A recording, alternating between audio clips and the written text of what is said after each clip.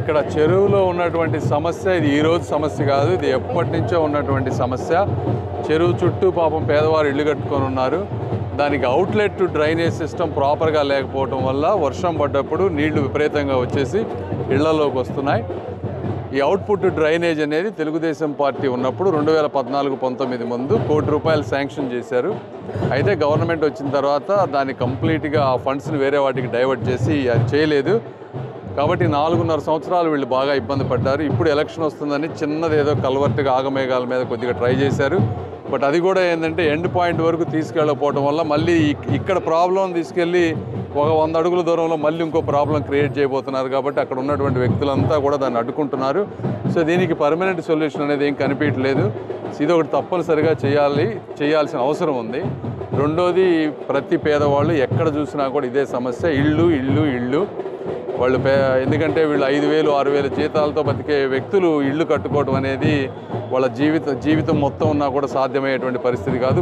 ప్రతి మహిళ యొక్క కోరిక ఇళ్ళు అనేది వాళ్ళ పిల్లలతో ఉండడానికి. అది మాత్రం తప్పనిసరిగా తెలుగుదేశం పార్టీ టిట్కో ఇళ్ళు కానీ లేకపోతే కనీసం 2 సెంట్ల స్థలంలో కానీ ఇళ్ళు ఒకటి చేసేటువంటి కార్యక్రమం. అవి కాకుండా రోడ్లు, వేరే చిన్న ఇష్యూస్ ఉన్నాయి. బట్ మొదటి 2 మాత్రం కంపల్సరీగా మాధవి గారు, నేను యుద్ధ ప్రాతిపదికన చేయడానికి ట్రై చేస్తాం. అంటే జగనన్న 30 లక్షలు ఇల్లు ఇచ్చాను, స్థలాలు ఇచ్చాను, ఇల్లు కట్టిస్తున్నాం అంటున్నారు. మీరు మరి ఏమీ లేదు ఇక్కడ ఇబ్బంది పడుతున్నారు అంటున్నారు. అదే ఇప్పుడు జగన్మోహన్ రెడ్డి గారు కొన్ని 1 సెంటు పట్టాలు ఇచ్చిన మాట వాస్తవం. అయితే ఆ 1 సెంటు పట్టాలు ఎక్కడిచ్చారు అంటే వీళ్ళ నివాస యోగ్యానికి దూరంగా ఎక్కడో ప్రాంతంలో ఇచ్చారు. అవి కూడా 10-20 లక్షల రూపాయలు విలువ చేసే భూముల్ని లోకల్ ఎమ్మెల్యేలు 50 లక్షలు, 60 లక్షల రూపాయలు చేసి 2-3 రెట్లకు కొన్నారు. అంటే పేదవాళ్ళకి 2-3 సెంట్లు రావాల్సిన స్థలాన్ని 1 సెంటుకు పరిమితం చేశారు. అది ఒకటి. దూరంగా ఎక్కడో ఇస్తే వాళ్ళ పిల్లలు స్కూల్కి వెళ్ళాలన్నా, రేపు హాస్పిటల్ సౌకర్యాలన్నా, లేకపోతే వాళ్ళు డైలీ వర్క్ చేసుకోవాలన్నా అక్కడి నుంచి వచ్చి ఉండేటువంటి సాధ్యమయ్యేటువంటి పరిస్థితి కాదు. రెండోది, ఇళ్ళు కట్టాలి. ఉట్టి స్థలం ఇవ్వటం వల్ల సరిపోదు. కాబట్టి ఇవన్నీ ఉన్నాయి. 1 సెంటు 50 గజాలంటే 50 గజాల్లో మంచం పడుతుంది వాళ్ళకి. అది నిజమైన ఇల్లు కాదు. కనీసం 2 సెంట్లన్నా ఉంటే దాన్ని ఇల్లు అనొచ్చు అనేది నా ఒపీనియన్. సో ఇది పరిస్థితి. ప్రచారం చేస్తున్నారు. ప్రచారంలో మీకు వచ్చినటువంటి మెయిన్గా సమస్యలు అంటే ఒక్కొక్క ఏరియాలో ఒక్కొక్క సమస్యలు ఉన్నాయమ్మా.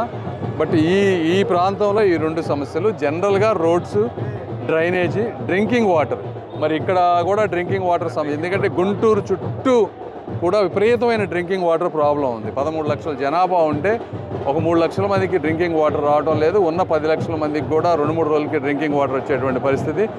ఎందుకు ఈ ప్రాబ్లం ఉందనేది చూడాలి మనం. ఎందుకంటే కృష్ణా రివర్ ఉంది, కావాల్సినంత వాటర్ ఉంది.